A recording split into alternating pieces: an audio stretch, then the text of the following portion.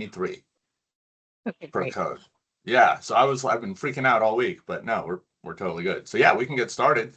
Good morning, everyone. This is the August 21st, 2026 Design Review Board meeting, covering 2 cases, a special exception for the height on a church steeple and large retail establishment, use specific standards for a new Costco wholesale. And then Chris, if you want to take it away with proceeding through the agenda, I'm happy to share it on my screen, or however you'd like to proceed.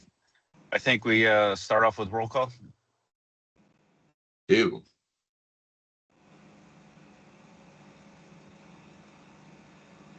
All right, so roll call. Paige. Not present. Rosemary. Present. Carol. Present. Cade. He may come in late. Daniel. Present. Grace. And Chris. I am here. I'm going to ask, see if there's anyone on this call that's not associated with the teams presenting or with the board directly who'd like to address the board. You have a couple minutes here. Hearing and seeing none, let's move on to first case. Get a summary. Okay, so the first case is TP ENT 0626-00012. It's a height special exception for a church steeple at 5295 South Midvale Park Road. Typically, you have a 10-foot allowance above the maximum permitted height in the zone for ornamental structural elements on a building. If you want to exceed that height, then that requires a zoning examiner special exception. As part of that special exception process for the height exception, an appearance before the design review board is required. The DRB's purview in this case is the 4 lettered items right here, ensuring that use specific standards for the height exception are met. And I believe the applicant is present. Yes, I'm Bruce Call. I'm the applicant. Oh, and I think we still need to review and approve the draft law from July 10th. Right. I skipped that one. Sorry. Yeah, and then a call to the audience, but I guess that was already. I did the call to the audience, but I skipped the step ahead of that. So if we can get a motion for that, we can get that out of the way and then jump back into this if we want.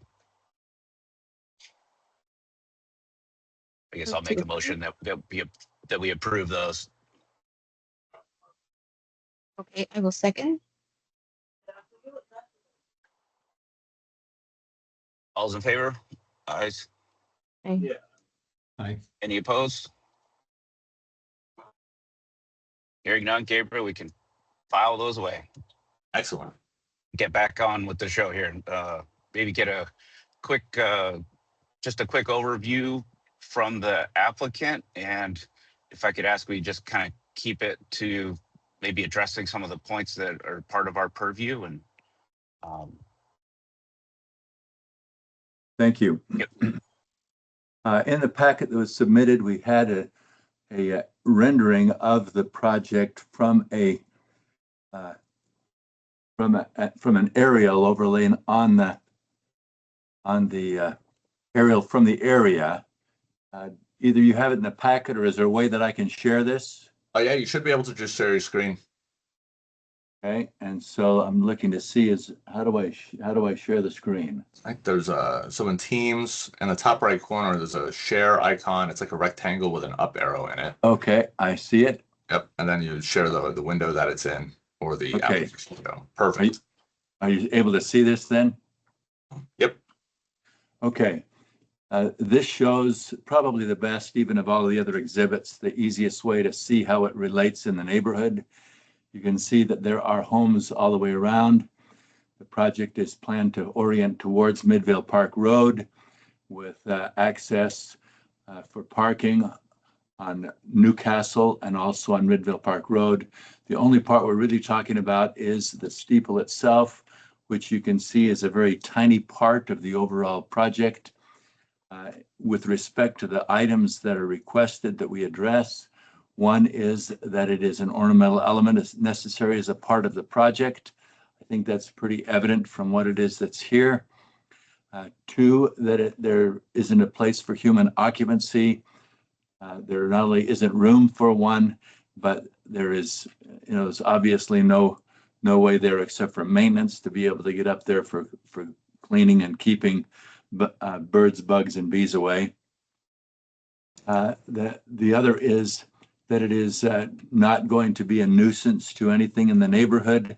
Again, I think that that's pretty obvious here.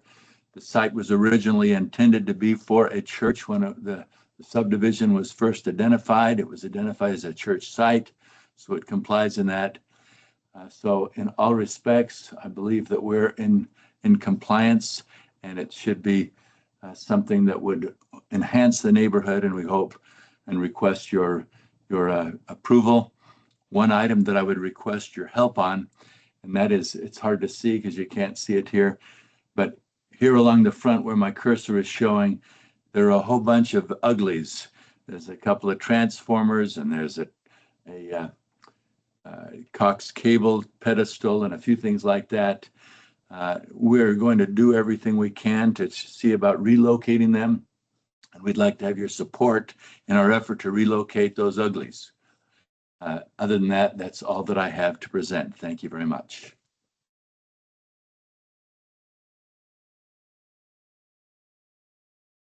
Great, thanks for that. And kind of being concise with that it's appreciated.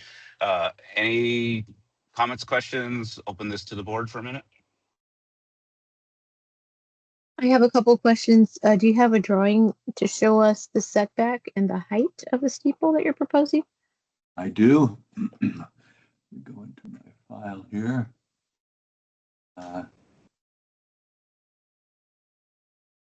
Okay, this is the drawing that shows the setback. Let me zoom in here so you can see. The steeple is located right here. We're showing at least a 40-foot setback at the closest point. The steeple itself is further away, closer to 50 feet back where the steeple actually occurs. We look at the building in context, or the layout in context with the site. You can see how the building is sited and what it is that happens around. Helpful in seeing that. Actually, let me go back here.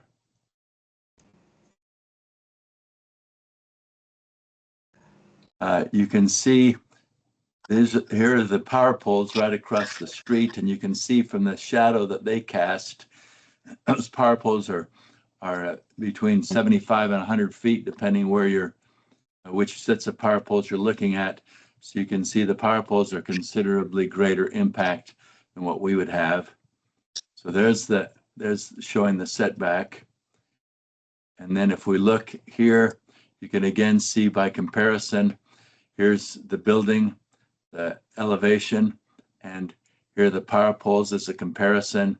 Again, we're shorter than the power poles and have considerably less impact because it's white and fits into the context of the neighborhood. Is there anything else that you'd like to see? Could you please zoom in on the elevation a bit? You bet.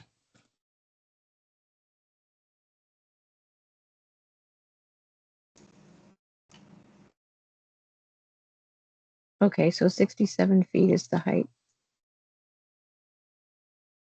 Now the 67 feet gets us to the top of the steeple. There's a little lightning rod that's on top of that. And so that isn't considered to be, I mean, it's 1 inch in diameter, so it's just a lightning rod. It's not considered to be in structure, but it's still a part of what we have here.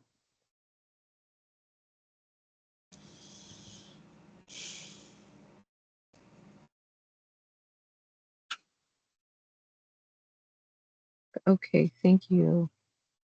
If And you'd then like Gabriel, this, if you'd like to see Gabriel, some other elevations, I can certainly show you those also.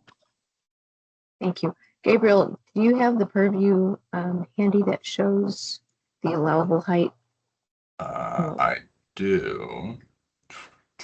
Here we go. So there's no cap on the allowable height through the special exception process. It does require that the setbacks for the architectural element be 1 foot for each additional foot in height. This is, I think, a 17-foot increase over the first 10-foot ornamental element exception, which would require it to non-residential use, so 10-foot setback on Midvale plus 17 feet, so it's like 27 feet. The building itself is pushed back 40 feet, and the steeple being a little further than that, so it sits well outside that minimum setback distance. Okay, great. I just want to make sure we do our due diligence on that, and it looks like they do comply. So thank you for that. Of course. I have Carol? one other elevation that might be of some value. That is this one that shows the side view, so you can kind of see how it works also. Bruce, I took over the screen. You'll have to reshare. Okay.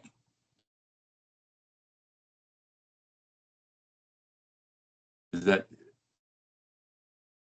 let's see. Okay. So here is a side view on that.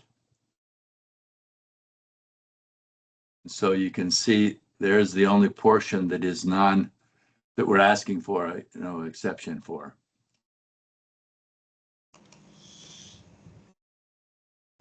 Carol, you have a hand up? Yes, I just would like a clarification. This review is only for the steeple and has nothing to do with the site development landscape plan, correct? And will we be seeing a landscape plan associated with it? So you are correct that the DRB's purview is limited to the steeple height. At the time of development, their landscaping and drainage and everything is going to have to conform to UDC standards. And will it be coming through our review board? It will not. It will be staff review only. So at this point, these renderings can be pretty conceptual, given that this is just for the steeple height. At the point where they come in for their development package, they'll be required to submit a full landscaping plan, rainwater collection plan, stuff like that.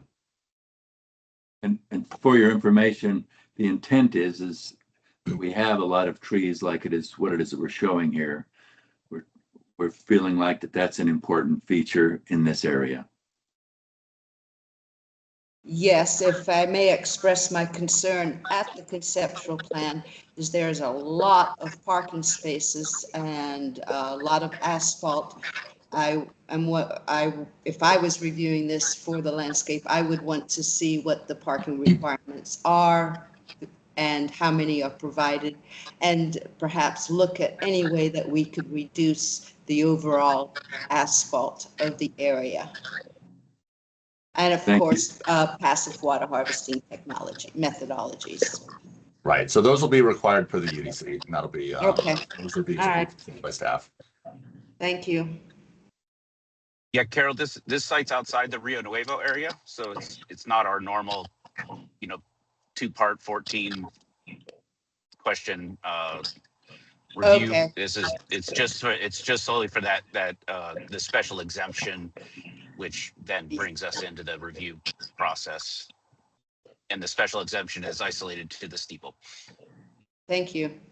Otherwise, they're have to be code compliant and meet all the UDC, as Gabriel was saying, right? Yeah, they're going to have their landscape borders and their rainwater collection and their parking trees, and yeah, that'll all be required. So the landscape plan here should be considered like really like a crayon drawing, a sketch. Right. That there will be trees. And other things. Yeah. There'll at least be trees. Any other board comments, questions? I do have my hand up. Notes or? Yes, one other question. So I know it wasn't listed there, but was there any kind of process to review this with the neighborhood and get their buy-in?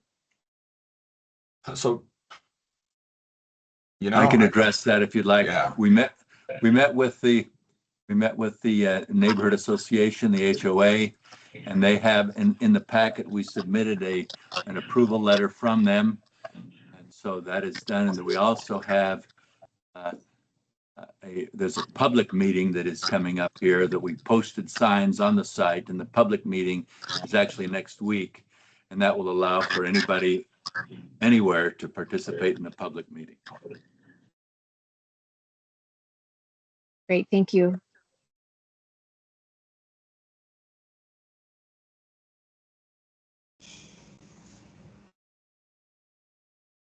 Does anyone on the board have anything else? Do we feel there's anything within our 4-question purview that they are not meeting or that needs a special comment or a addendum to any motion?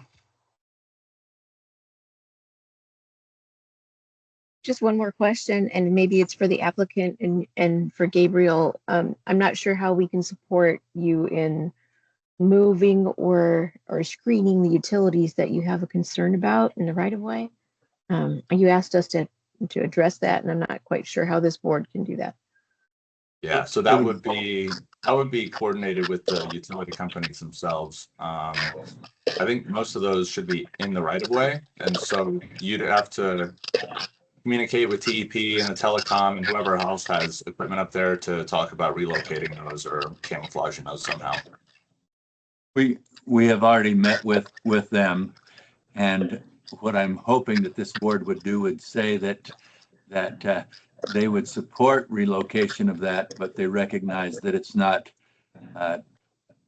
you don't have any authority to force it, but you would support us relocating. Yeah, I really think the purview is limited to just the steeple height. But I think in general, everyone supports places looking nicer. So I appreciate that. And outside of our purview, I think if you write a big enough check, you can probably get those things moved. I mean, in reality, that's the basis of that. I mean, there's no code related, as far as I know, that would allow you to request things to be moved in the right of way, other than a private entity paying for that relocation out of their own development fund. Yeah, those are public necessity, right? So you're exactly right. And so that I support you in your efforts in getting those moved, but I'm not going to personally put money in the plate. Yeah, I understand. And as an FYI, like you can request a right-of-way permit to do landscaping and rainwater harvesting stuff in the right-of-way. So if that dirt area in the right-of-way is large and you want to kind of disguise those, you can request a right-of-way permit and do hot bush or something in front of them and really kind of camouflage them with vegetation. Well, Correct. That's right. That's what we're hoping to do. Is just Yeah, you don't even need to ask. You just do a can. right-of-way permit and you can plant them. It's totally fine. Yeah, work that out as part of your development services review package with Gabriel and his team, and then you should be able to help out and landscape beyond your property line up to back of sidewalk if you really wish to do that. There's nothing stopping you from doing that other than code requirements and sight lines and things like that. Thank you. Board, I think we're ready for a motion. I'm actually driving, so I can't really be driving that today. I can do mute and unmute, and that's about as much as I wish to do while I'm driving. Yeah, if everyone else concurs, I'm happy to make the motion.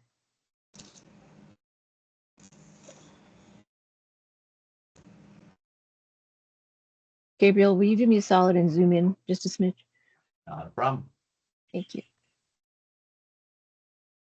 Okay, the Design Review Board has reviewed the applicant's project for compliance with ornamental elements, design standards, and recommends to the zoning examiner approval, finding the project in compliance with the design standards set forth in UDC section 6.4.4 C.1 B1 with no conditions.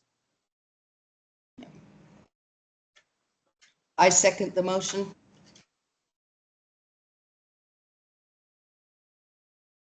All those in favor? Aye. Aye. Aye. Hi. Any opposition? Hearing none, sounds like you got a unanimous approval for us. Good luck with your project. Hope you get some screening or some remedy on those transformers. Thank you very much.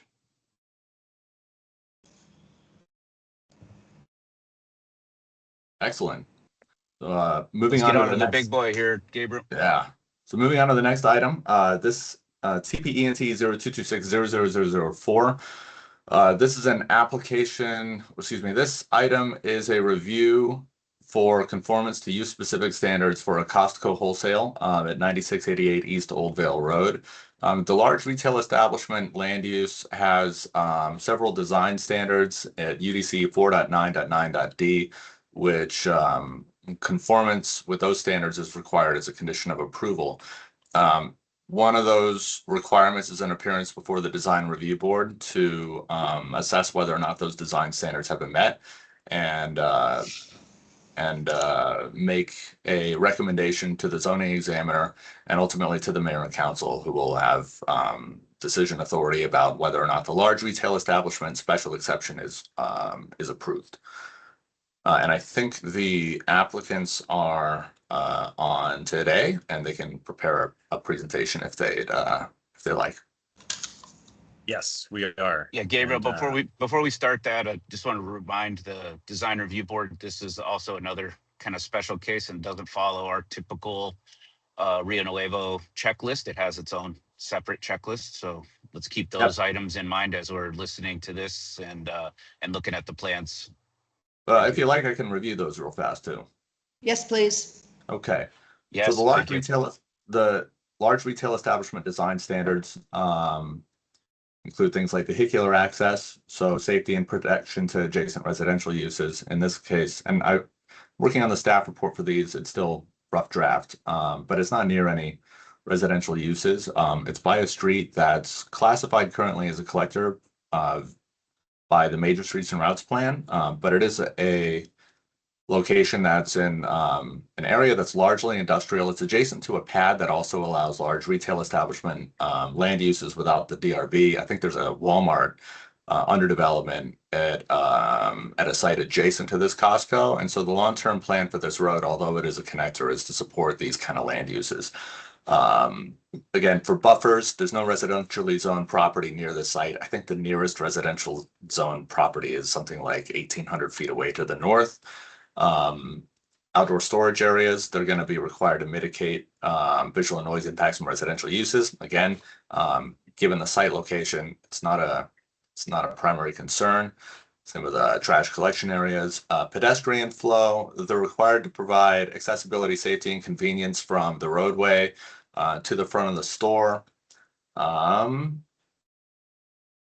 Sidewalks along the full length of the building, typically with large retail establishment or other like, even not large, but larger scale, big box style development.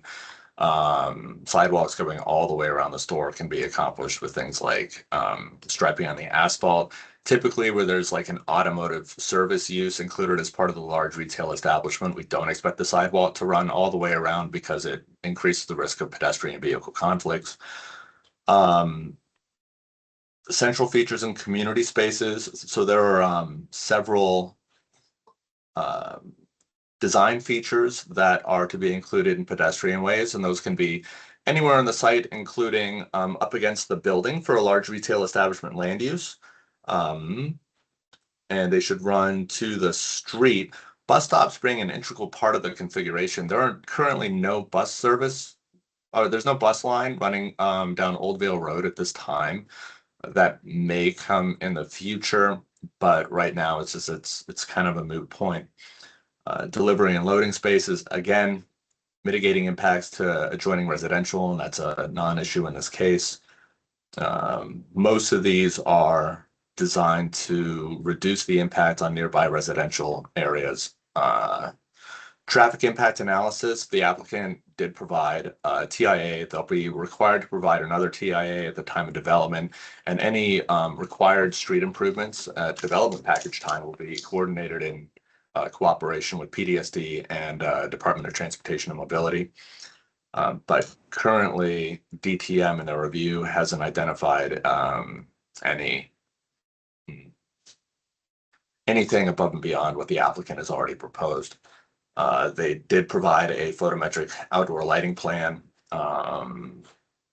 Outdoor sales, again, impact to residential, and it's kind of a moot point. The applicant will be required to include this with their development package. Noise abatement is really, it's a condition about truck idling hours. And then there are some aesthetic character requirements, the facade and exterior walls and the color. In general, the design specifications for different large retail establishment land uses, whether it's an IKEA or a Costco or a Sam's Club, they're all kind of designed to meet the design requirements for these. Some of them, like, you know, stepping on the roof or areas that jut out or recess into the structure. I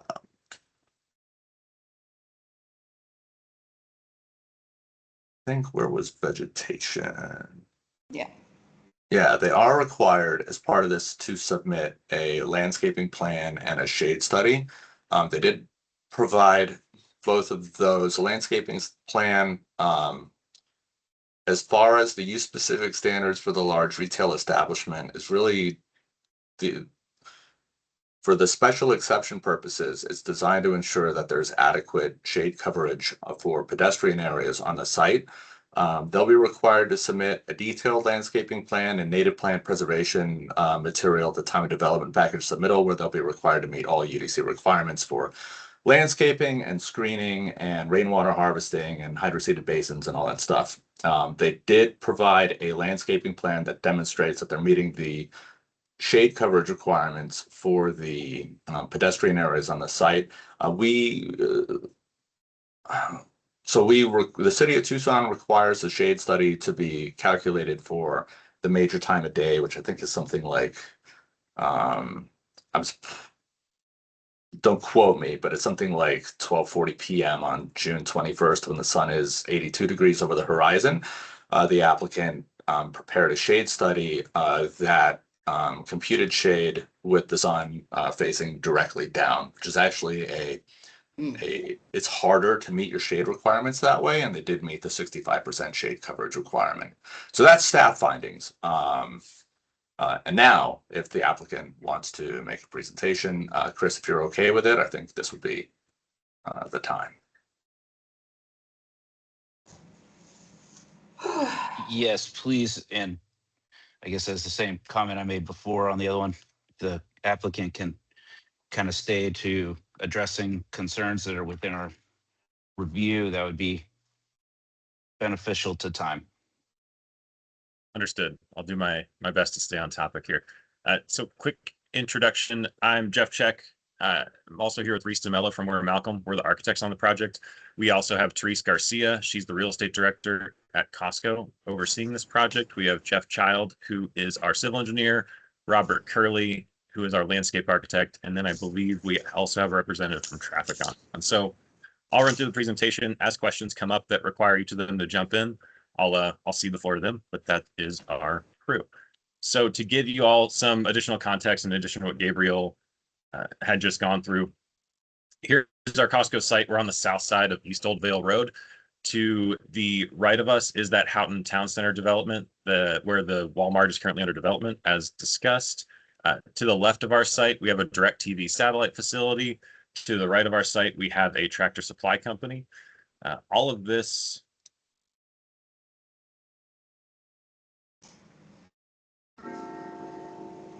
the surrounding area is I-1 or I-2 zoning. So we are, as Gabriel said, not near any residential uses.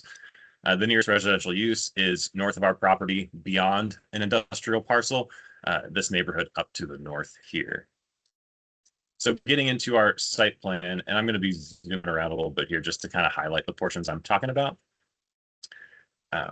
We are along East Old Vale Road. As mentioned, we have 4 points of access to our large parcel here.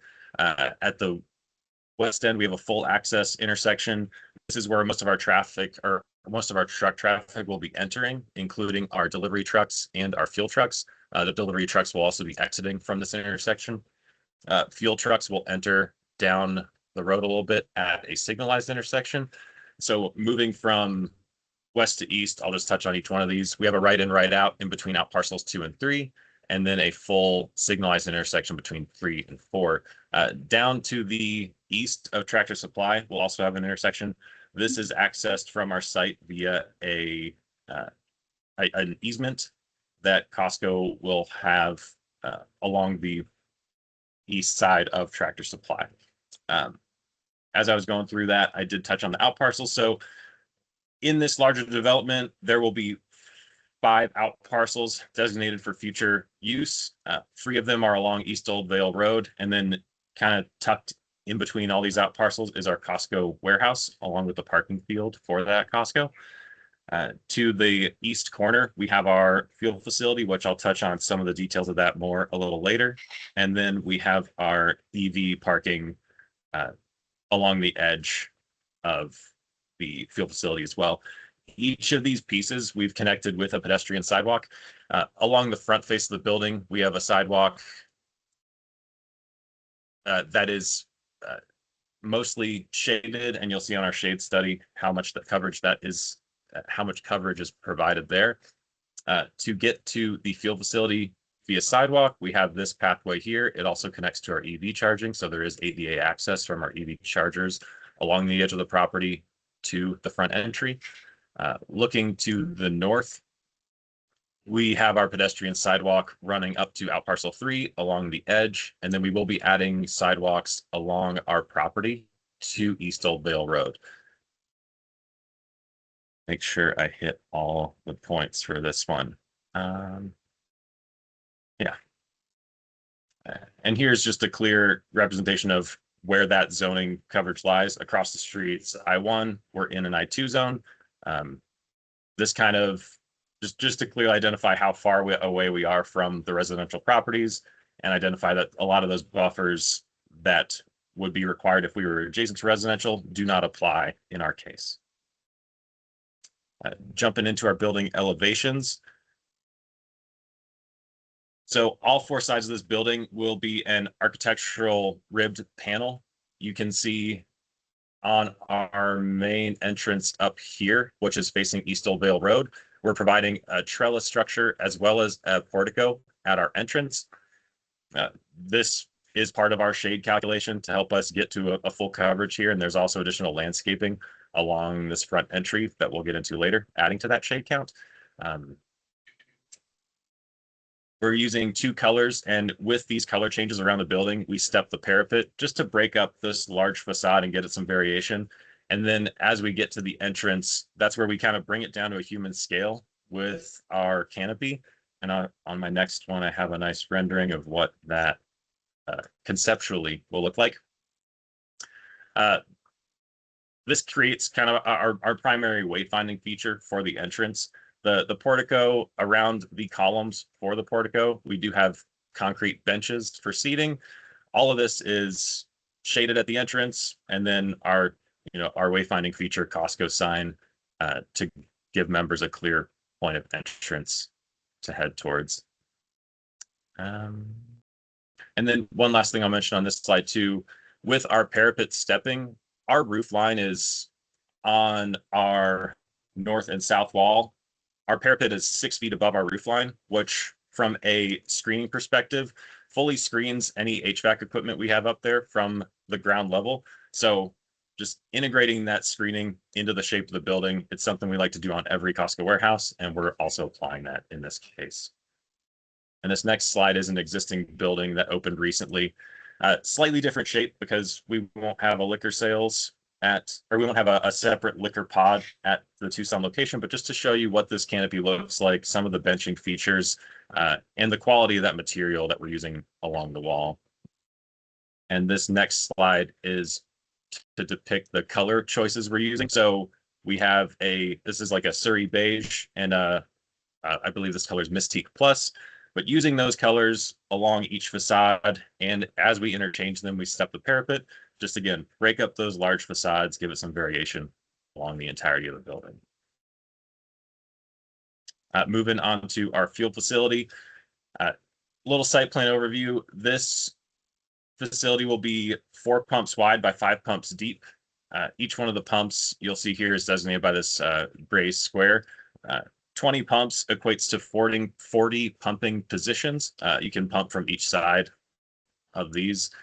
And Costco's fuel pumps are always one-way directional. So we have a lot of queuing space here to prevent any traffic from bleeding out into the rest of the site.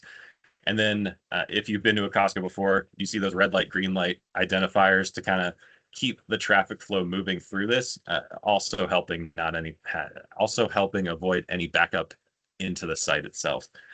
And one last structure that's here by the fuel facility is this little kiosk. This is here solely for maintenance. We also, when we're far enough away from the warehouse, we provide a restroom for the employee that's out here managing the fuel station. That is kind of the extent of the building here. On our elevations for this fuel canopy, we stick to the same color palette as the main warehouse. We pull the primary color we're using on the warehouse and the exact same material, just to give the fascia a nice tie back into the warehouse. And then the trim for this as well matches the trim on the warehouse. Again, the same language being spoken throughout the fuel canopy and the warehouse. And here's another conceptual rendering of what that looks like. So this would be our queuing area where cars are queuing up to go through. And again, 5 pumps deep, 4 pumps wide, and then they cycle back out into the parking lot after going through here.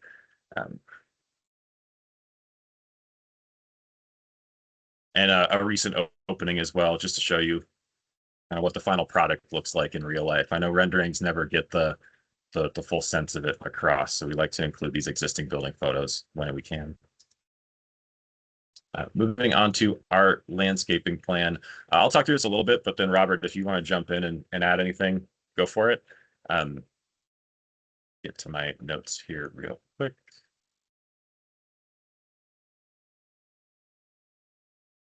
So primary thing I want to touch on is just the screening and layering that the landscaping provides to really soften up the building from Old Vale Road, as well as our adjacent properties. The loading dock area and the compactors, these are all screened not just by walls along these areas, but also by the layered effect we get from all this landscaping leading up to East Old Vale Road. And if when and if these outparcels are developed, it just adds an additional layer of that screening to hide all of this kind of back of house operational stuff from visibility from Old Vale Road. And Robert, I don't know if there's something specific on the trees you want to touch on now, or we can come back to it during questions. Well, I guess I would add that we followed the city's requirements. We do use native Sonoran desert plants. Have incorporated the rainwater harvesting with the civil engineer, the passive rainwater harvesting. Jeff's going to get to a slide where we'll demonstrate the shade, but I think we could emphasize the layering effect. We have a parkway on Old Vale on our parcels, our frontage. So we have a parkway landscape with trees, the public sidewalk, then another layering of trees and shrubs. So we have a double layer there for the visual experience as you're driving in. Then we come into the site and we have our trees, our pedestrian pathways and shading on that.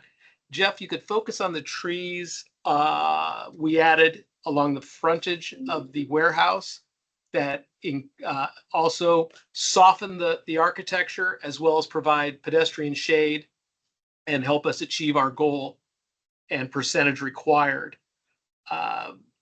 We'll also get into probably another slide later that shows our native plant preservation.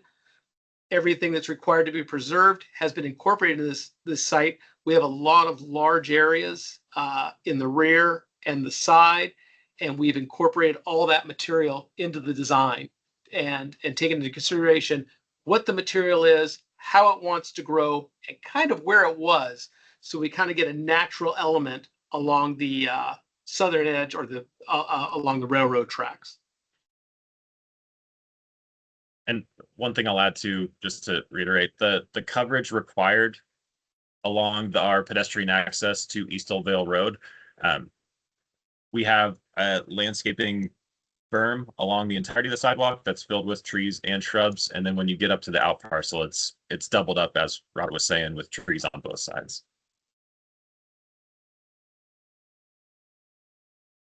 And then I believe this is the palette of trees we were, oh, never mind, this is the tree survey. So this is the native plant survey that Robert was speaking on, just identifying all the plants that we are required to salvage, relocate offsite during construction, and then bring back and plant on site. And as Robert was saying, it's gonna, most of the use is, I guess, along the property edge, Robert, or anything else Correct. to say here? Yeah. We want to keep it out of the pedestrian areas and heavy use areas where there's carts, people walking. We want to place it back into a more natural environment. And as y'all, zoom in here, it's a lot of native plant products that we are that we're taking and reusing on site. This is the shade study Robert was speaking on. You can see we are hitting our 66 and 65% coverage between our on-site walkways and our off-site walkways. Anything else to add here, Robert? No, it's just we achieve both the public right-of-way shading and on-site pedestrian shading. And this is the plant palette that Robert is using on site. Anything to add here, Robert? No, we didn't include every image of all the salvage material. It would have been 4 or 5 sheets. So we just include the new species we are bringing in and introducing to the site.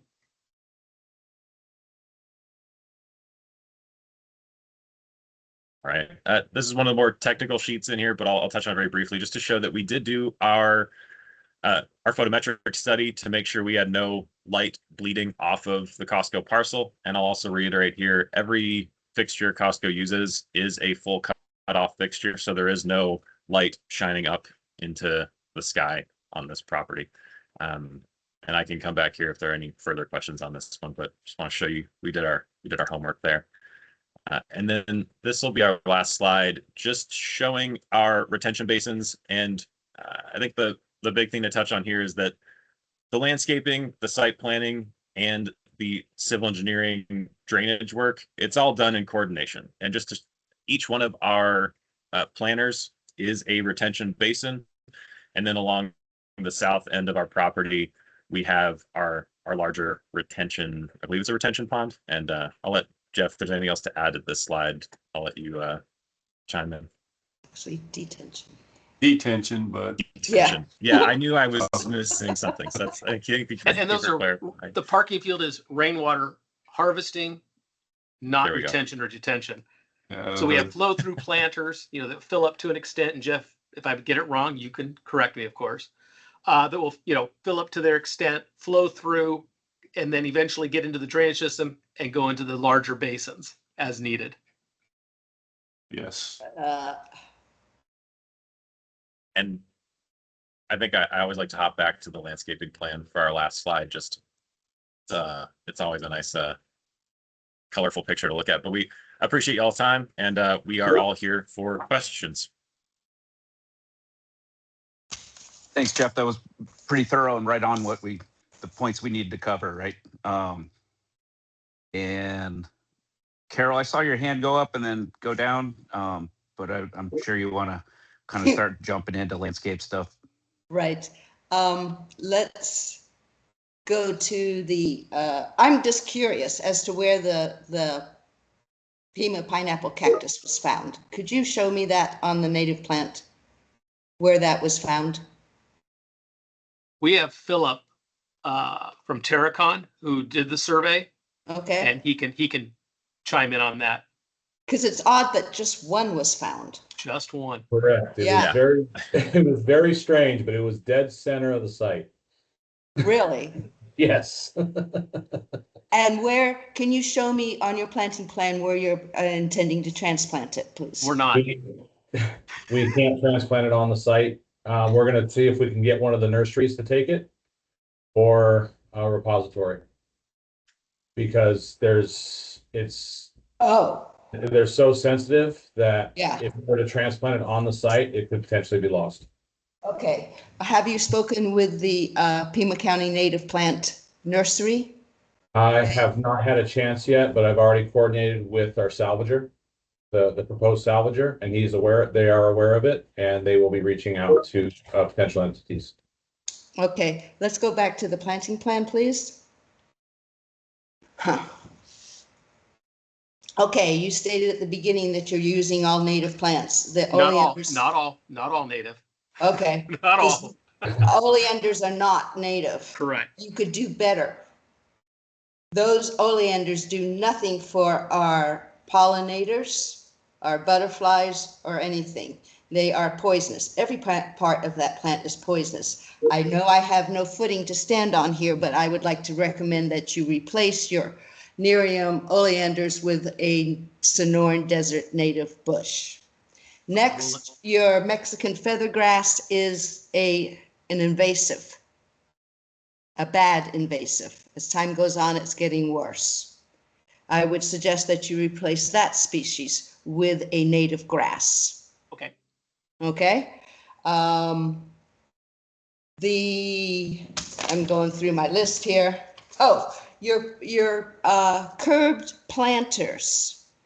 I didn't see a grading plan per se, which is showing me direction of flow, but I'm assuming the storm surface runoff goes basically from north to south to the basins located along the southern edge, correct?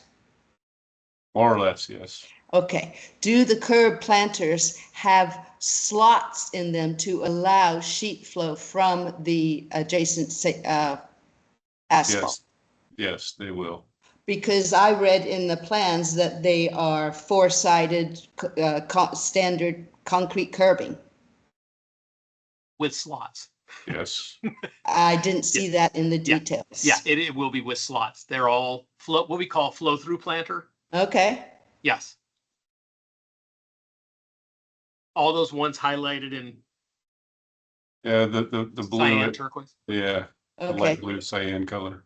And are they slotted on the north and output overflow to the south? It depends how the parking lot grades. Oh, okay, I see. So it varies to get to the basins and be collected and things like that when they overflow. But The majority of them are coming in on the long side of the basin because again, Okay. it's coming from north to south. That's the way Okay, they're oriented. that's the general idea. right. To Now, another thing I have, the basins located to the south, which are your detention basins, Mhm. never retention. Why aren't you planting trees in the basins? You only have trees planted on the slopes. The water's going to be in the bottom. Why aren't you planting trees in the bottom? Because I tend to not do that because we don't want to flood trees because we don't know the duration of the holding. From your soil analysis, I think you would. You know percolation rates and water holding capacities of soils. And in order to meet with Mayor Romero's goal of 1 million trees or whatever it is in Tucson, you're missing a great opportunity to plant trees. And mesquites, they do very well in those conditions. I would like to recommend that approximately 2 trees per 1,000 square feet of bottom basin area be added. Okay.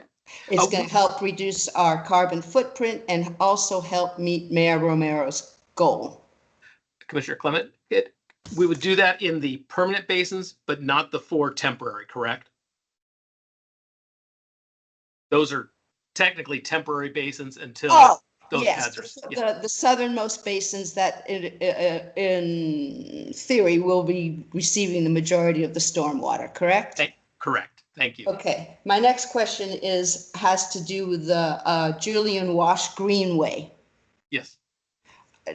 On this plan, I'm a little confused. Is the Julian, it runs along your southern border and there's a 100-year floodplain area. Can you point to me? And I think it's the gray area that It's you the have. gray, it's the gray area. Right, and then the Julian Wash MUP multi-use path is exactly parallel and adjacent to that, correct? No, it's on the other side of the railroad tracks. Oh, okay. No wonder you didn't do anything to connect to it. Correct. Hard to get across the tracks. Right, or vegetate it. Correct. Oh, I see now. Okay. Huh. All right. Oh, bike racks. Where are your bike racks? Jeff? So I'm jumping to our site plan. I think if you go to the elevations, Jeff, that would be a good place to show. Oh, there you So go. on underneath our trellis element, we have multiple bike racks for short-term parking, and then to the right of our produce cooler bump out, we have long-term storage. Is that the blue rectangle area that you That would be the drew in? I'm short-term sorry, I rack. missed it. Short-term parking there, and then Jeff, if you zoom out and go to the right, there is Okay. long-term parking to the left of our loading dock and right of the produce cooler. There you go. Yeah. Are those lockers, bike lockers? Yeah, I think the final design for the long-term parking is still under discussion, but they will be, it'll be a long-term parking area that meets code requirements. Okay. And then lastly, could you go to the sheet showing the parking requirements, what is required and what is provided? Could I see those numbers? I'm sorry, I couldn't find them. Oh, I'm not sure. Let me see if we have the required, because we have our EV calculations here. Yeah, it's 6.38 stalls per 1,000 square feet. and what is required? And what is the provided number? Number of stalls. What is Yeah, the so- total number? Yeah. We're proposing 863. I'm looking for the required right now. We tend to be over the requirements, so that's why Right. I need to find that number real quick for you. Yeah, from my memory, I think it was 840 stalls, 820 stalls was required. Can you dig that up, Reese? real quick? Yeah, I'm looking for that Thanks. right now. Yeah, that's part of the zoning review. They're going to be required to meet their accessible and EV parking. I understand that, but so often in these sites, I see an overage, a way overage of parking spaces provided, which just adds to our urban heat island. Why do developers always go over the amount required? Never do you see the parking lots completely full. I think it's a wrong approach, especially given our current climate change status. I do want to clarify that the parking calculations aren't part of the DRB's purview for the large retail establishment special exception. Well, I disagree with that, Gabriel, of course, because part of our purview is design philosophy and working towards meeting the design goals and philosophy set forth by the UDC. So I do believe I have a right to discuss this. So I guess one thing I'll add here, based on historical data and possibly y'all's personal experiences at Costco, the parking lot is a primary point of, I'll say, contention for a lot of members because it is always full. Yeah. We usually try and target around 900 stalls on a new Costco like this, and we are below that target number for this one. That being said, we are very likely over the minimum requirements. But I'll say for Costco and my personal experience working with them for a while now, these parking lots are fully utilized and necessary for this. Well, you know, it might help to alleviate this issue of an overage of asphalt by promoting more bicycle use friendly environments?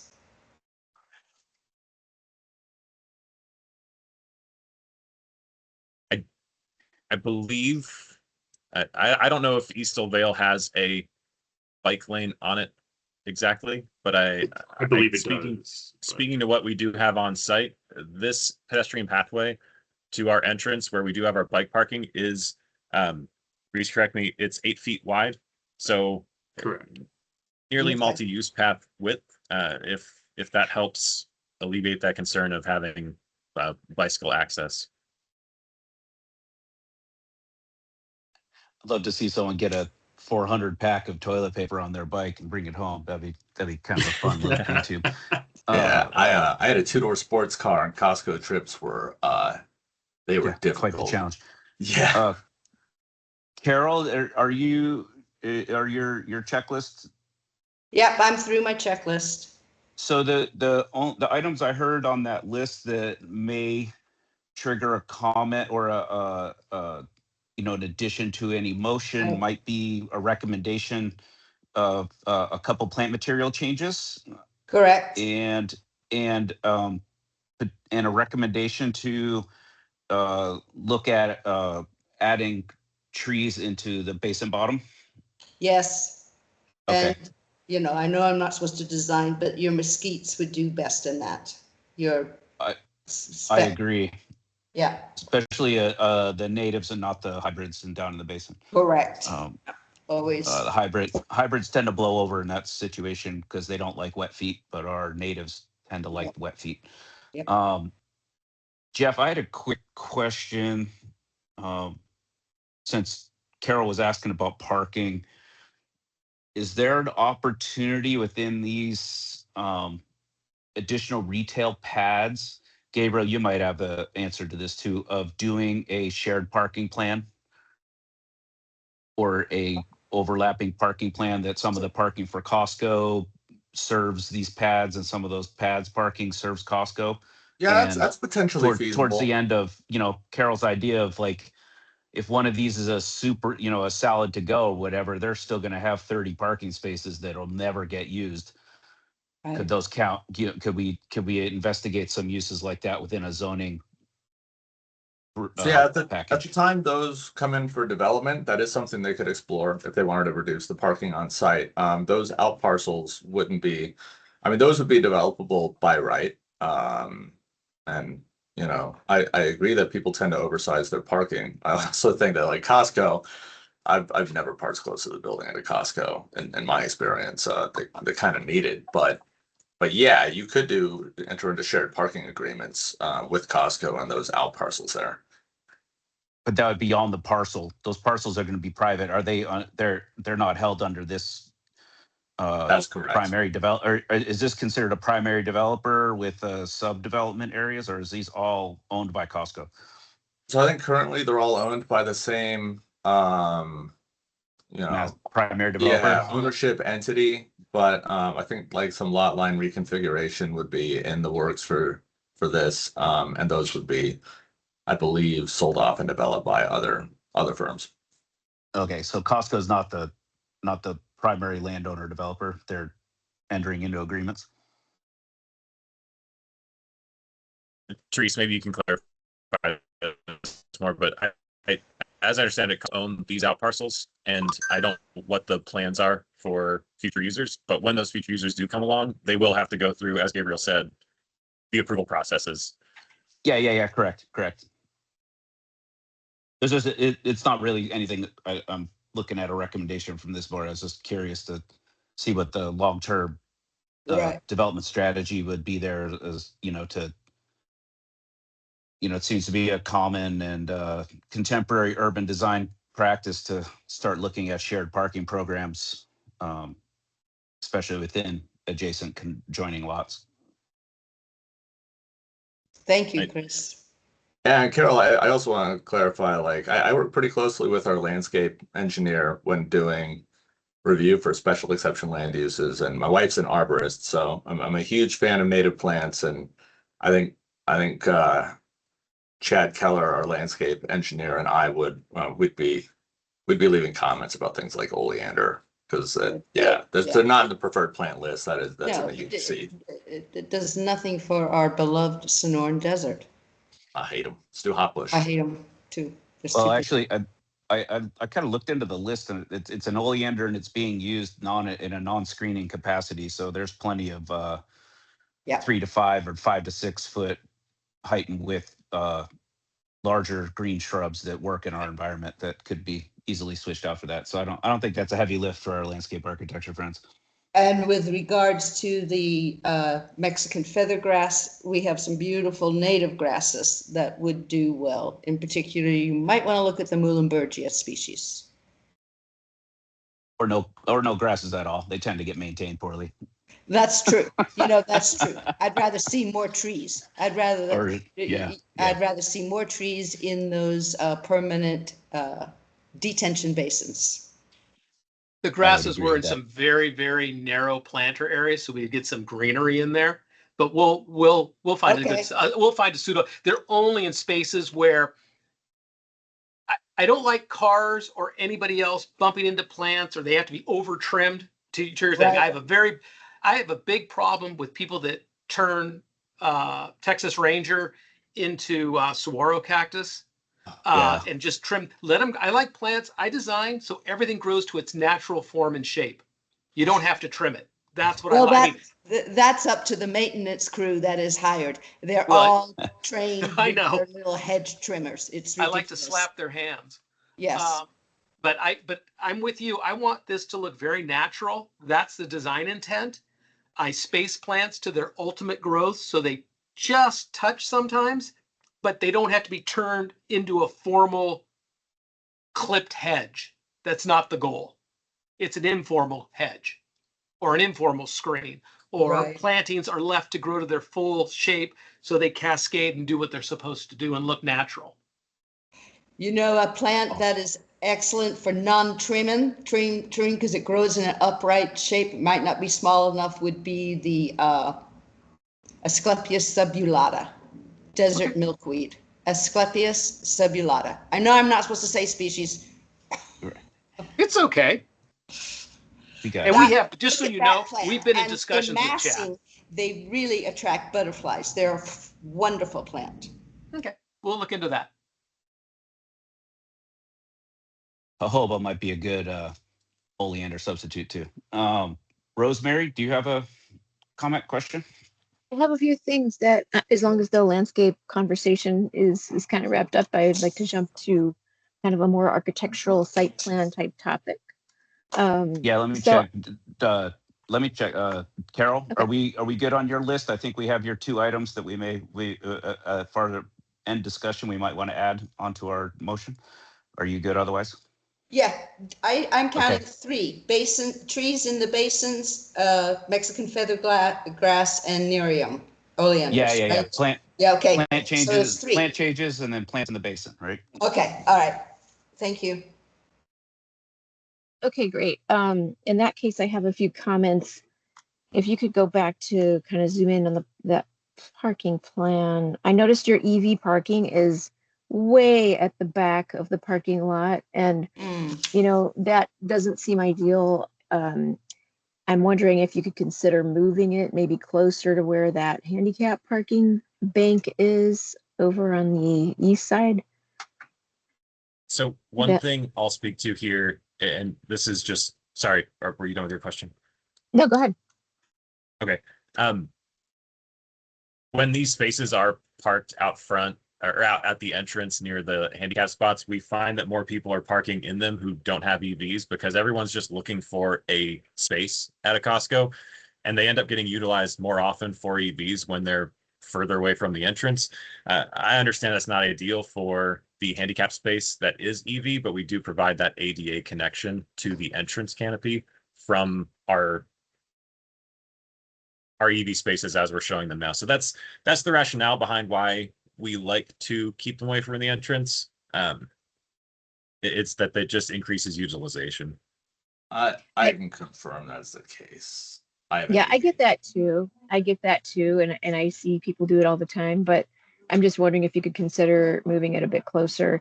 And that handicap EV space is a long way to go. Like that's a lot to ask. So that's one comment. Also in the large retail, there's supposed to be central features and community spaces, and I don't see any of that.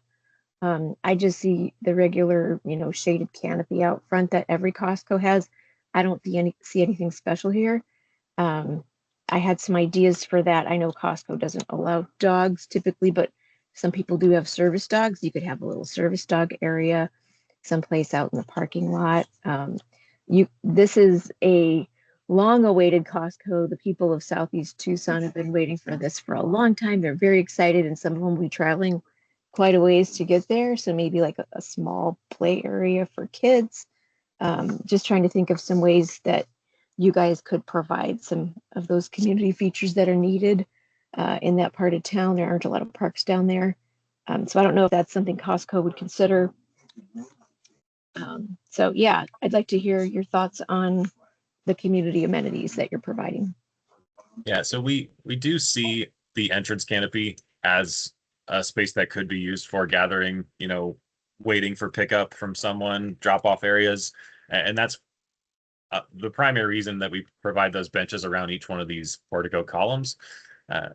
As far as the site portion goes, I know all these islands are fully planted out. I don't know, Robert, if there is an opportunity to include some sort of other feature here. I know I let Robert speak to maybe the opportunities we have on site for site amenities like that.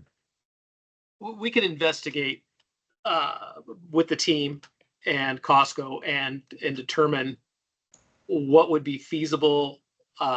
This is a membership store, so it's not like your general retail, like a Target. We tend to work with the needs of our membership and what they need and what their desires are and looking for. But we can look at your ideas and see how it's possible to maybe incorporate some of that into the site plan. Okay, yeah, thanks. I'm a Costco take member some- too. No, I understand. You could take some of those parking spaces that Carol's eyeballing and Right. convert them. I was just going to say that, or take a small little section of one of your out parcels and make a little area that's shaded for dogs, water fountain, that kind of thing. I love that idea, Rosemary. Great. Thanks. Yeah, and I think even just like a tiny little playground area would go a long way toward making people happy. Yeah. Water for people, water for dogs. Whatever happened to those coin-operated horses that used to be outside of stores all the time? Can we do one of those?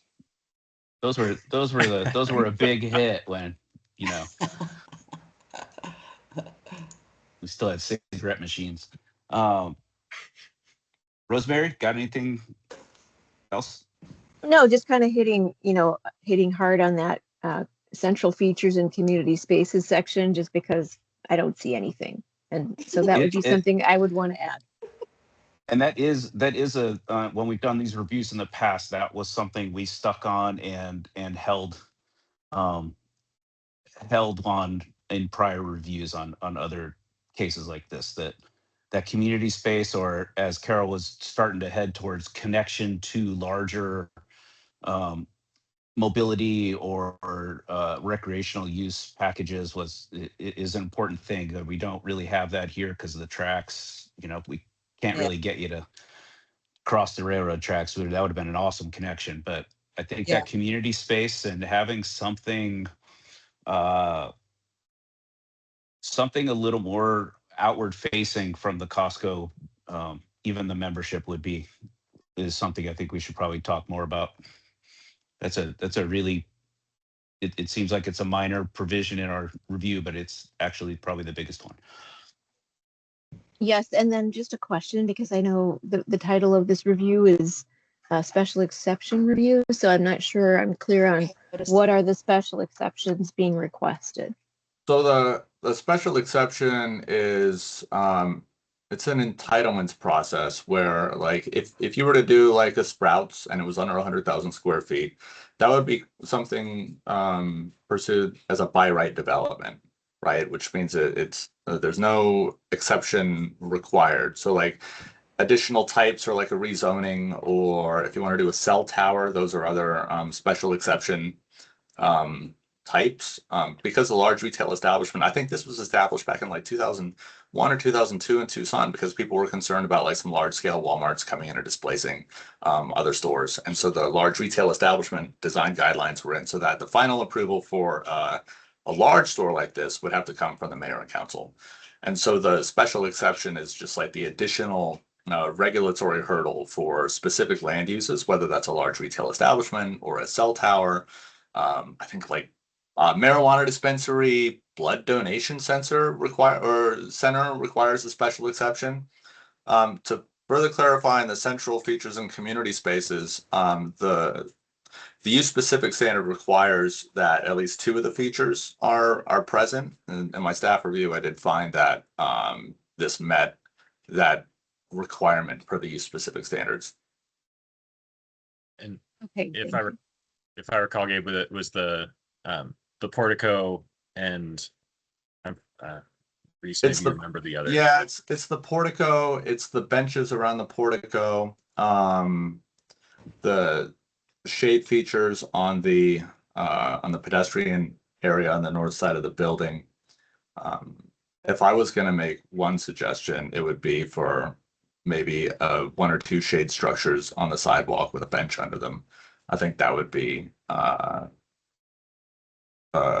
from my perspective, feels like it would be within the purview of the DRB as far as an additional feature. And those wouldn't be outside of the of a an element that exists at other Costco's. Costco I go to has shaded Ramada type structures along that main connection path that lead from the main vehicular access to the building. So they're not attached to the building. So I think you have an opportunity to maybe develop something like that. That would be like the Gateway Marketplace, Costco, I think has that. Yeah, over like where that 30-foot dimension is, you have a pretty large vehicle median area there that a little shade, and you can even put a fake fire hydrant over there and call it a doggy respite area. Sure, or think close to the tire area, where people are waiting for their tires to be done, looking Yep. at the landscaping, that'd be a nice feature. Yeah, what's that rectangle right? What's that rectangle right there in that Yeah. that rectangle? This right here. That's a planter for trees to achieve our shade. Oh, sounds like it's going to be a Killer. shade Ramada with a little patch of fake grass in the middle if you do your job right. How wide is that planter area, may I ask? That planter is about 6 to 7 feet wide off the top of my head. Yeah, Okay. based on the width of our parking stall, that sounds about right. Yep. Okay. Sounds like an amenity Okay, space to all me. right. If any smaller than that, trees, you're asking a lot. But I think there's opportunity to Yep. develop additional seating or respite areas within your shade, even within your shade calculations, whether it be just shaded by trees and having some area there, or physical, mechanical shade, Ramada built structure.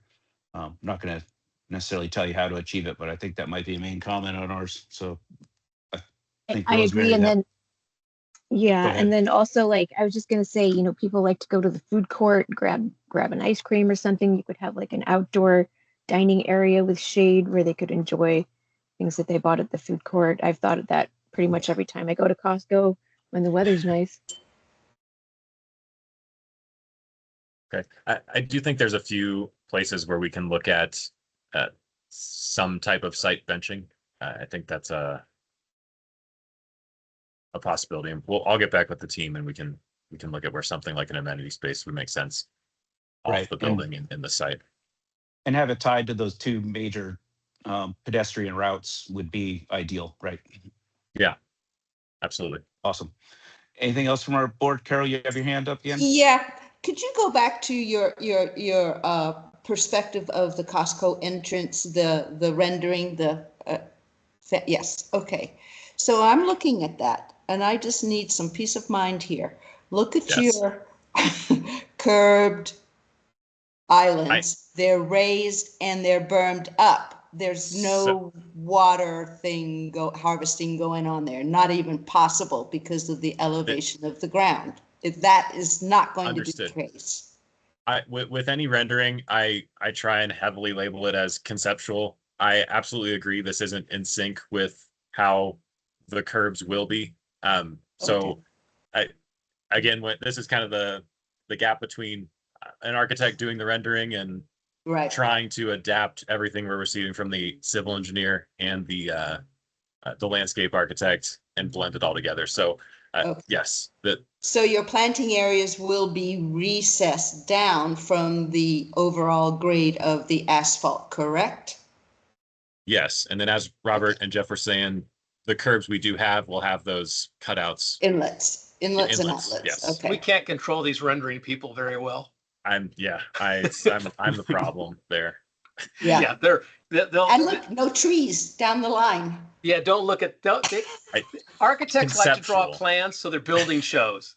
And it's like, no, but show the trees. Right. Yes. Always. Thank you. Or they put Eucalyptus citriadoras in like the old school renderings. Or cypress. Let's do cypress. Well, there is an Arizona cypress.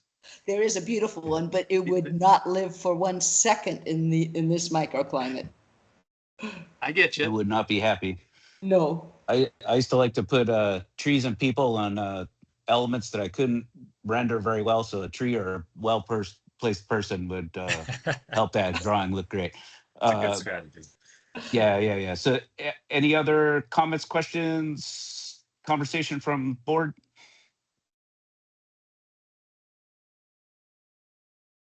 Hearing none. Personally, everything that I had on my list has been covered, which makes me feel good. And I only have like 1, 2, 3, kind of 4 items that could be recommendations or conditions on a motion. Can we make them Otherwise- conditions? Carol, go ahead. I'm sorry. Some of those things are not specified in code, but can we make, because oleanders are still allowed on our plant list, but can we make them conditions? In that case? Yeah, we are those are part of our conditions is that Okay.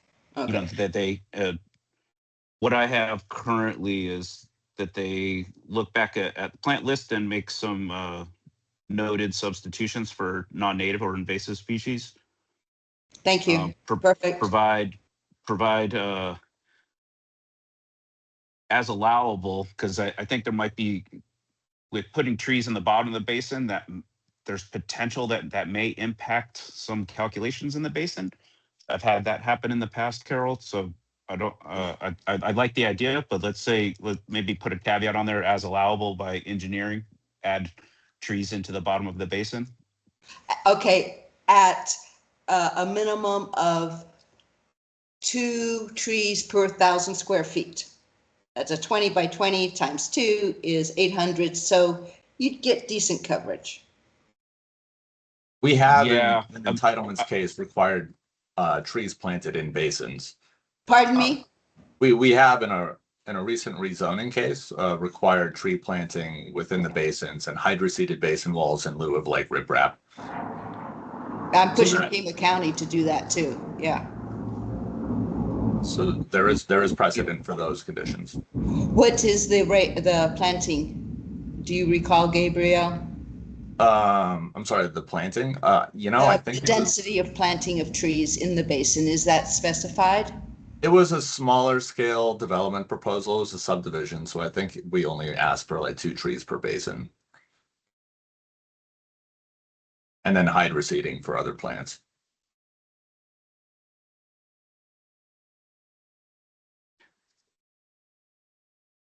Yeah, Carol, I agree with the premise. I'm a little concerned with putting an actual. I don't know if we have. I mean, we can make a recommendation for that. Yeah, I think for we should. I think we should do a quantitative metric, or else they're just going to put one little measly tree in it. I wouldn't put one. or Pardon me? yeah, I mean, I wouldn't put one. It wouldn't look good. No, Just it one. wouldn't. Yeah. It's stupid. So what Well, I would guess you the- like to do, Mr. Applicant? What would you like to do? well, I that's could, it's I kind of could up to pull us, some of the Carol. It's perimeter, like soften we it can in. we can make a recommendation. The concern I'd have, Carol, with doing that is Engineering. well, not really the engineering. Well, maintenance of it. One, you have maintenance access requirements that may need to be added to the basin as far as like vehicle routing, and I have concern that there potentially could be pushback on it as this moves through review. That if Costco corporate wanted to push back, we as a board would producing outside of zoning requirements undue burden. I'm just thinking as a developer, that would be my first requirement, first response back to that. For you'd be Yeah, well, adding, 85 trees to this site. It's going to be maybe 4 or 5 trees on that base. But where do we start, Chris? Where do we start with this kind of stuff? 65,000 square foot basin, right? Yeah, just like back of the So napkin, Google Maps. That's 100. That's 100 trees in that basin, right? 65. Yeah. Or two per 1,000, right? Is what you're saying, Oh, Carol? times So- 2. Yeah. Sorry. Okay. All right. So that does seem 130. excessive. So let's Right. So do so one I tree per kind of want 1,000. to. I kind of want to give it a little bit more of a almost a vibe check of providing trees into the basin to create a more natural appearance and blending with the adjacent natural desert. Something of that nature, that it gives it a. Instead of trying to hit a metric, is there some wording you could think of that would give them some room to be creative instead of putting a grid of trees in there? Because that's what we'll end up with if we put a metric in there. Mm. You know what I'm saying? Yes, looking at the plan, I'm looking at the basin on the right, and to Well, maybe there's a comment about that some of this density of transplanted plant material gets dispersed within the basin, so it is actually native plant material that was on that site prior. well, but the transplants weren't mesquites, I don't think. Yeah, they're And- mesquites and palo verdes, and Yep. I mean, you think about out there, that southeast part of town, it's mesquites, palo verdes, probably smoketillos. Oh, lots of white thorns. White Yeah, thorns. lots of white thorns. That's Yep.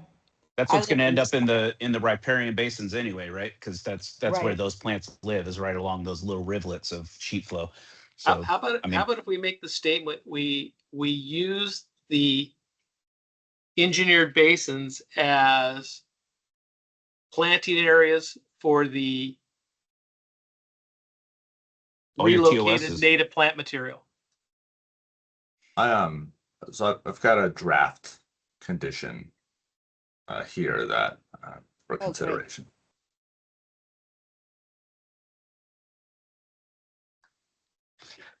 But I guess Carol, on the concept of what I'm talking about, are you okay with backing away from putting an actual number metric on there and trying Yeah, to get it to be? I just want to see some headway in this direction. I see these basins left empty all the time. It's the most ridiculous thing to me. Right. I So, agree. They're Anyway, we can, they're a missed opportunity, but very much so. I think. But they're also a to requirement, achieving you know? A natural aesthetic, a natural landscape promoting our native birds and pollinators, that would open it up. I don't know, because I say that because the netleaf hackberry, the western hackberry, would love these basins. Celsus reticulata. So I've revised it. Native trees and vegetation incorporated into basin interiors to achieve a natural aesthetic.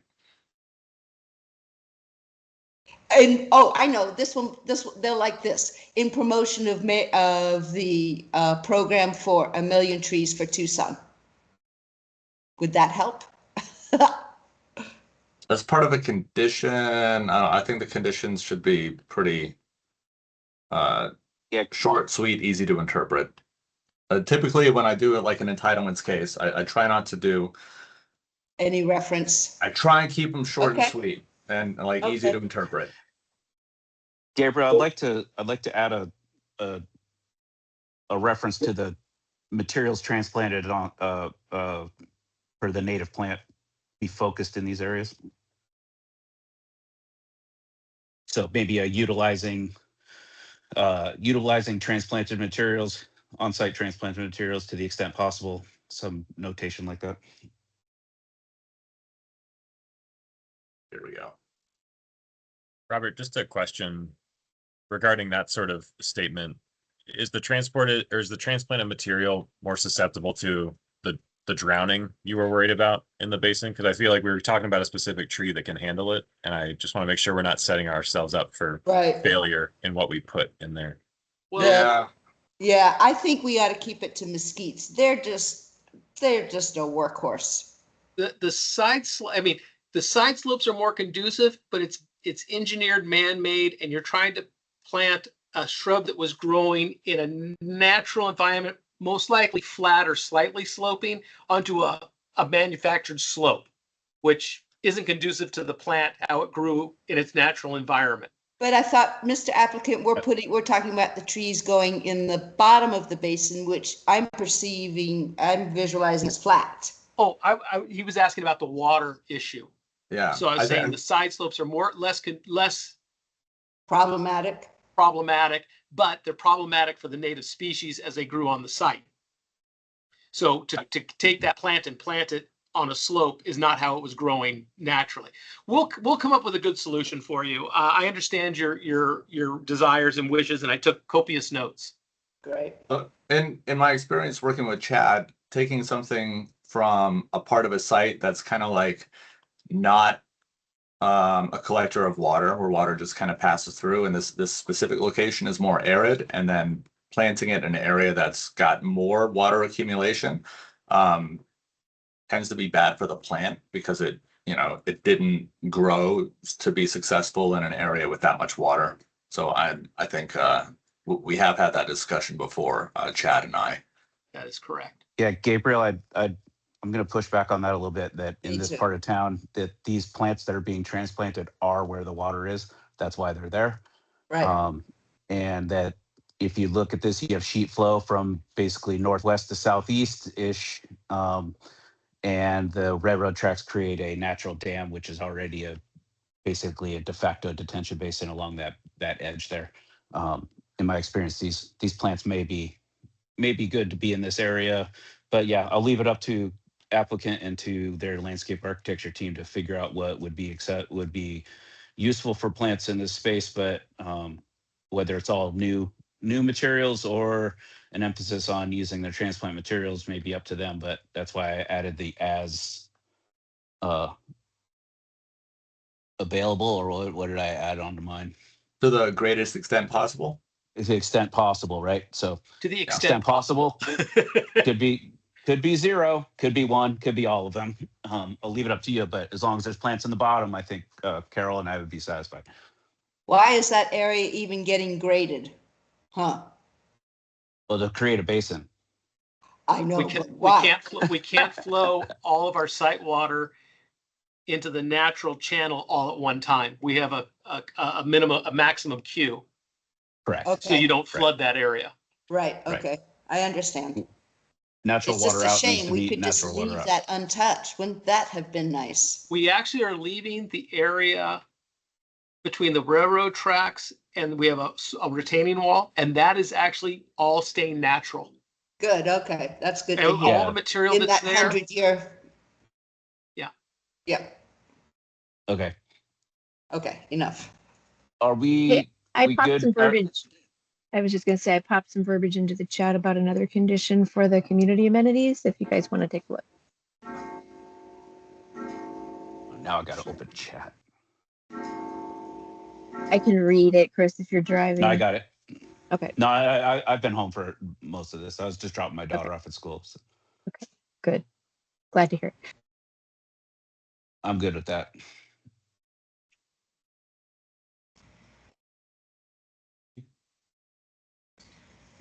The features and community spaces.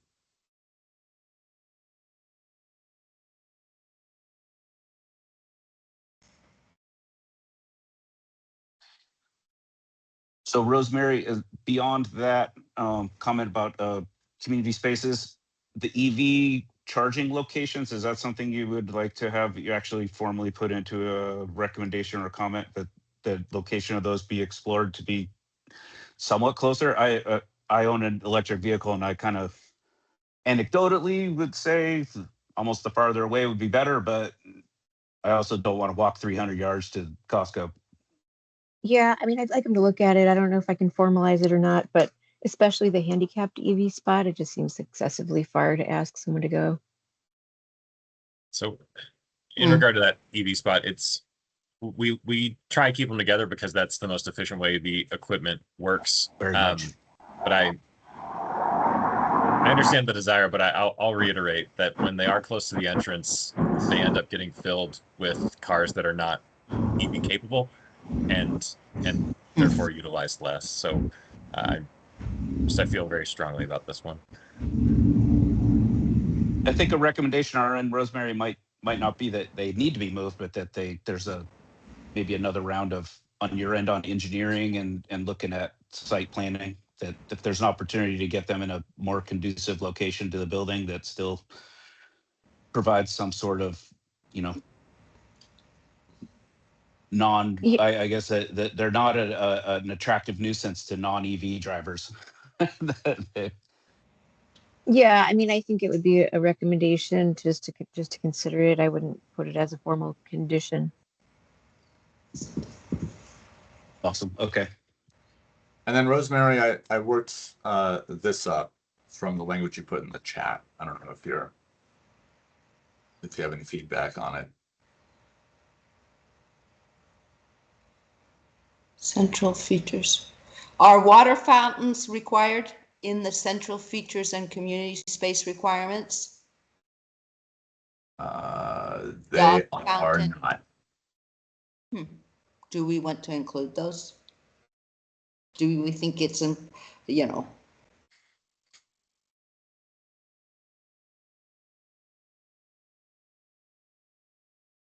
mean, these big Costco's are becoming destinations. Yeah. I don't mean to interrupt you, but a fountain is a high water use item. Very high water use. A drinking fountain. I'm sorry. Oh, you're talking about drinking fountain. A dog drinking fountain and a person drinking fountain. Like a bottle filler. Yeah. Yeah, bottle filler. Yeah. No. Not That's what I was saying. A water fountain. Okay. No, sorry. I'm sorry. Thank you.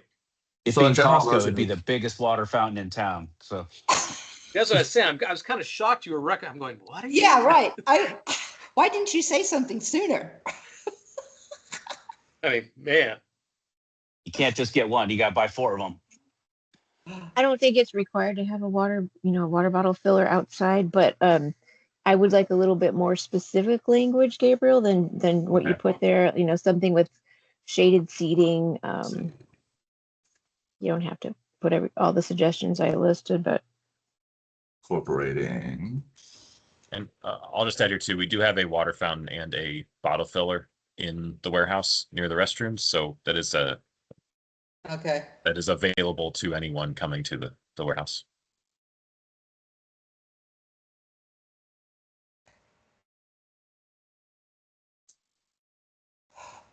So we have it shaded. Do we have this respite area shaded seating? Okay. Planted. Do we want?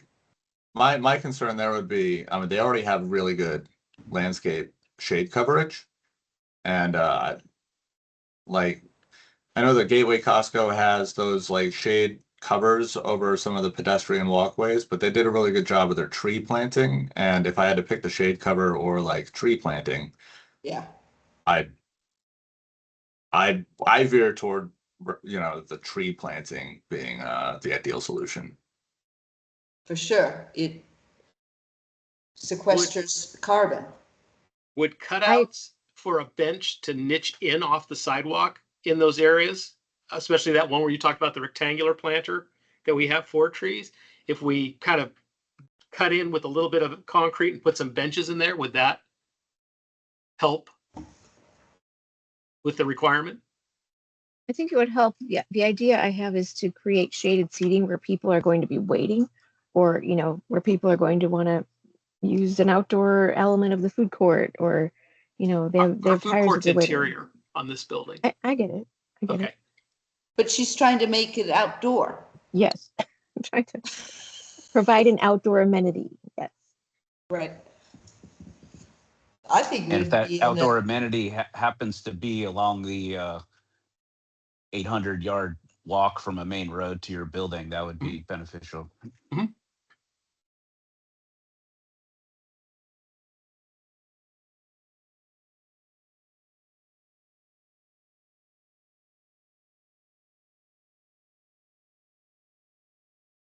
So this is what I've got. And these would also be included as conditions for the special exception.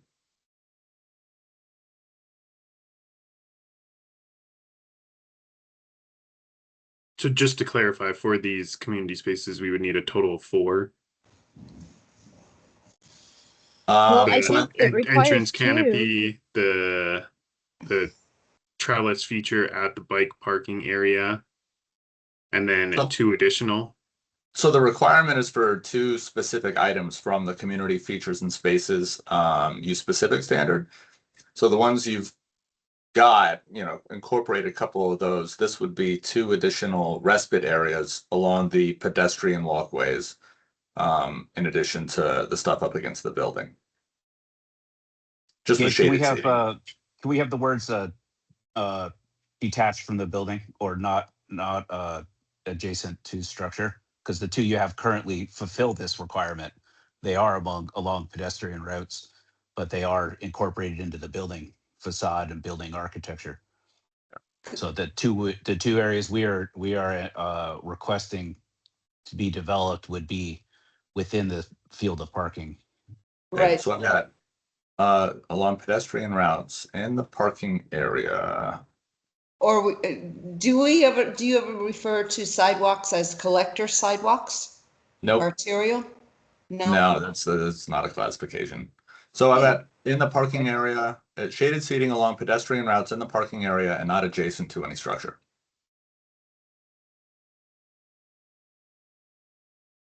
Yeah, I think that's Yes. helpful.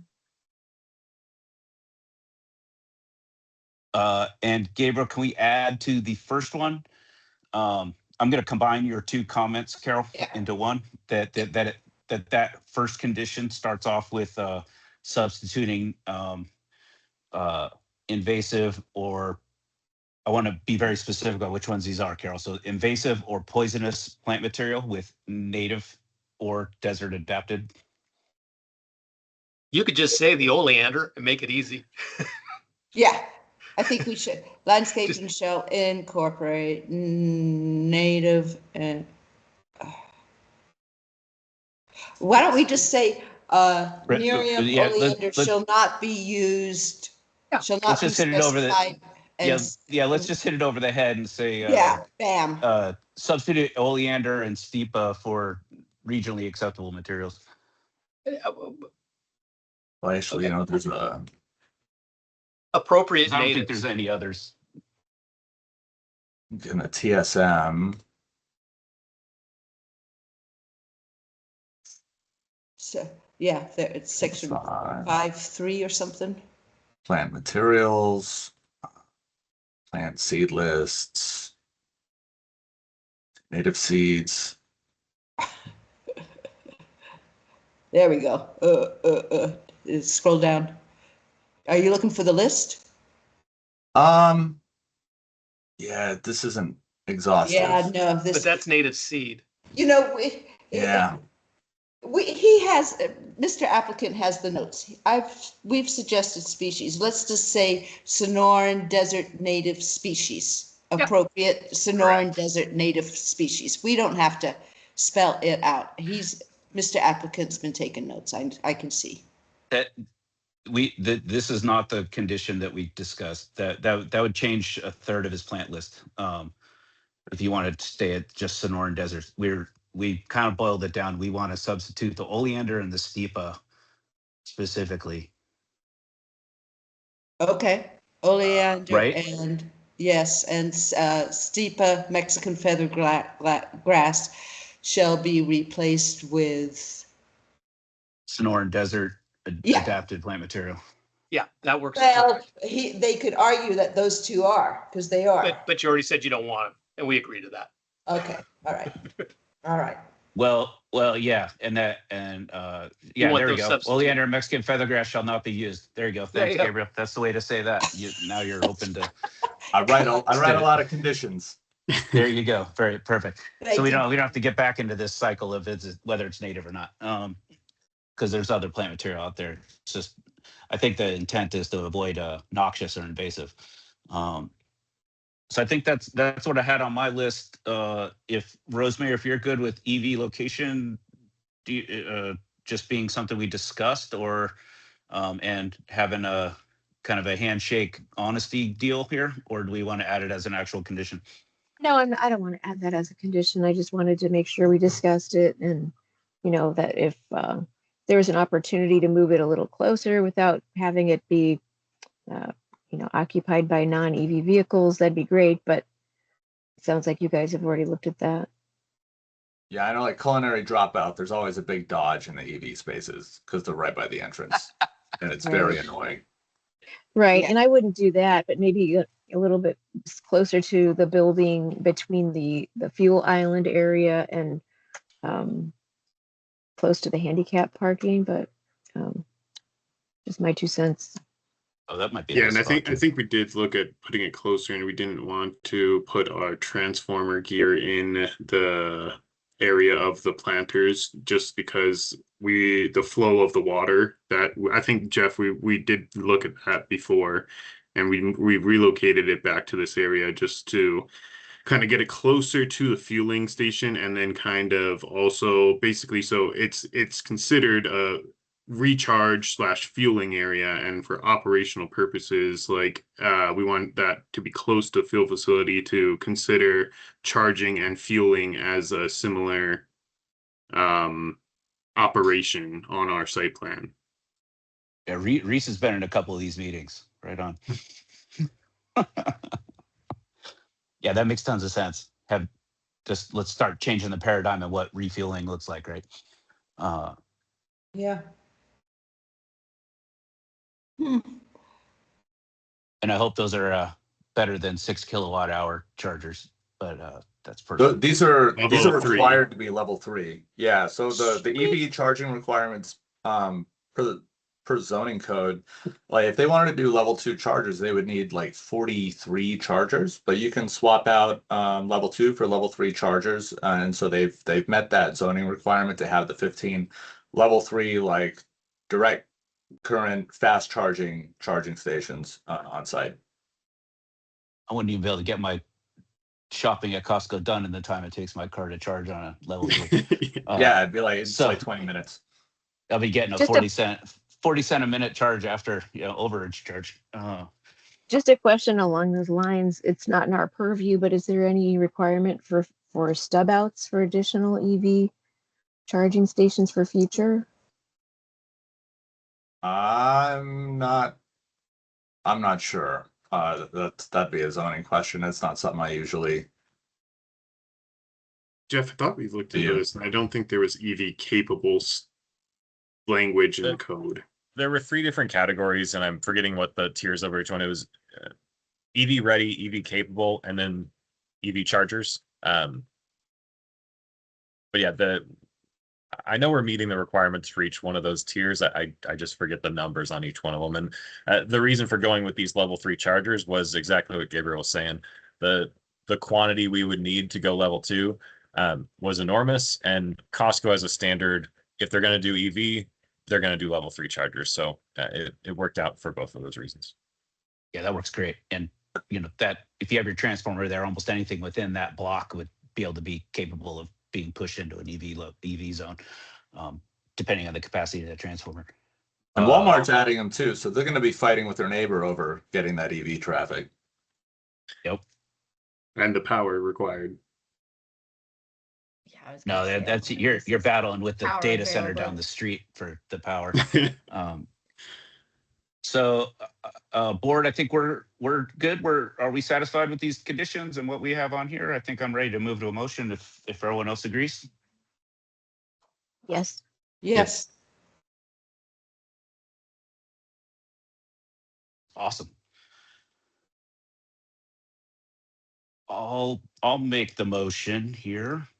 Design Review Board has reviewed the applicant's project for compliance with large retail establishment design standards and recommendation to the Planning and Development Services Director. Approval, finding the project in compliance with the design standards set forth in UDC section 4.9.9.d.1 with the following conditions.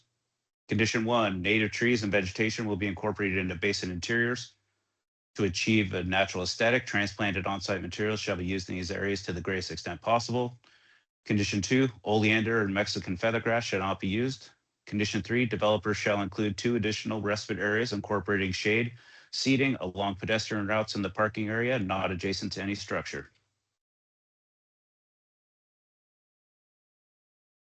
I'll second the motion. Go ahead. Okay. Go ahead. One of us will Doesn't second the matter. motion.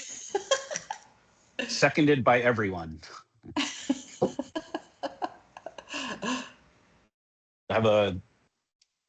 All's in favor? Aye. Aye. Aye. Aye. Any opposed? Hearing none. Awesome. Yep. Going back to the agenda. There are no Well, staff congratulations, guys, that we did that in a little less than an hour. And the last one of these, this scale of this exemption took 2 meetings. So good work. Yeah. Thank you. On Thank you. Costco's behalf, just saying thank you to the commissioner and the board, and we're very excited. We've already had 2 neighborhood meetings, and we've been very well received, at least in this neighborhood. And again, very excited. So thank you for the opportunity. Yes, this part of town's been clamoring for a Costco. So Let's get an IKEA. All right. maybe Chris, if you we could like- stack these things, that would be the way to do this. To put an IKEA on the top of a Costco or vice versa would be the way to take care of these spaces. But I digress. Next agenda item, I think. Staff done with this one? announcements. Yeah, Maria didn't pass on any staff announcements. I appreciate y'all getting both of these cases through to a motion today. But yeah, I have nothing on our end. I think the only announcement I would have is that this last week, Paige renewed her membership on this board, so she's going to be an active participant, full voting member for, I think, was it another 2 years or 5 years? I don't know what the term is. I can't remember. Good. That's nice. Nice to hear. Fine. And I think other than that, we're done. All right. Thanks, everyone. Have a good weekend.